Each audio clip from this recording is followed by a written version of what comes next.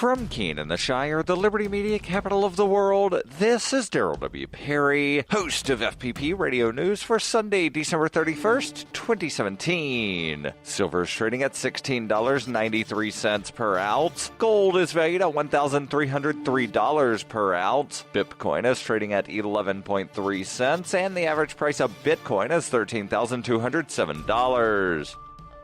Antiwar.com reports Saturday saw a third night of growing public demonstrations in Iran, mostly centered in Tehran, but also erupting in cities across the country's west. The Iranian government has attempted to slow the rallies by announcing such gatherings as illegal and shutting down some mobile communications networks to try to limit organizers' abilities to inform their supporters. The protest began small as economic protest about the government's failure to come through on pledges of economic growth and more jobs. These grew and fairly quickly turned into hostility towards Ayatollah Ali Khamenei, and the violent crackdowns on demonstrators have only added to the size of the protest. This has resulted in the largest anti-government protest in Iran since 2009, with protesters shouting "death to the dictator" and clashing with riot police. While not as large, there have also been reports of counter-protest at some universities expressing support for the government. At least 3 protesters were reported to have been killed in the course of the crackdowns on the rally. Exact figures on the deaths aren't totally clear, however, with some other reports suggesting an unspecified but substantial number of deaths. While the protests appear to be wholly about internal politics within Iran and the struggles with high inflation and unemployment, Israeli media was quick to try to portray it as an anti-Palestinian backlash by the Iranian public, since the protest began roughly at the same time as Iran's parliament issued a statement recognizing Jerusalem as the Palestinian capital. In reality, protests appear to be fueled largely by attempts to crack down on the smaller economic protests, which are not particularly uncommon in Iran, and warnings that protests are now illegal are only adding to the sense of defiance among the disaffected locals.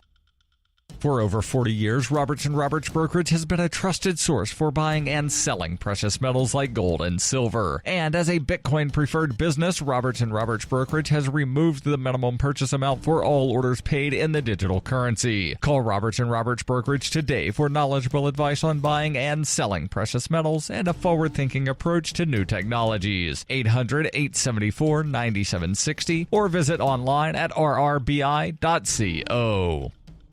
UPI reports Los Angeles police arrested a 25-year-old man after a hoax call known as Swatting led to police killing a man in Wichita, Kansas. Tyler Barris of South Los Angeles was arrested Friday afternoon. He called police on a hoax after getting into a dispute with another player in connection with the Call of Duty online video game, according to Dexerto, an online news service focusing on gaming. Swatting is when someone makes a call to a police department with the false story of a crime in an attempt to draw a large number of police officers to a particular address. Police arrived at the home of Andrew Finch. As instructed, he put his hands up and moved slowly, but police fired a single shot in fear that Finch may have reached for a gun. Finch was unarmed and died at the hospital.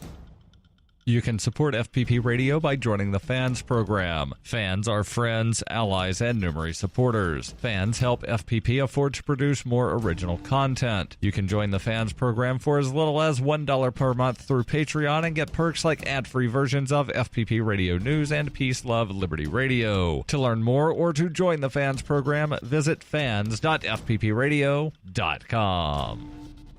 Reuters reports bitterly cold weather will usher in the new year for much of the United States east of the Rocky Mountains, bringing low temperatures to the Midwest, making travel difficult and putting a chill on New Year's Eve celebrations. The National Weather Service said the mercury in New York City's Times Square was expected to drop to about 10 degrees Fahrenheit with a wind chill near zero during the final hours of 2017, testing the willpower of hundreds of thousands of New Year's Eve revelers. Meteorologist David Eastlack said in the Heartland next week could bring low temperatures last recorded 130 years ago. That includes a record low for the date of minus 22 degrees Fahrenheit for Tuesday. He said in a phone interview the bitter cold is going to be dangerous, warning residents of eastern Nebraska and western Iowa to avoid venturing outside or taking a car trip. He said the wind chills could approach minus 35 degrees Fahrenheit, a level when frostbite could set in within 10 minutes. Temperatures could drop to around zero as far south as the northern border of Oklahoma on New Year's Day and into minus 30s near the Canadian border on Sunday or Monday.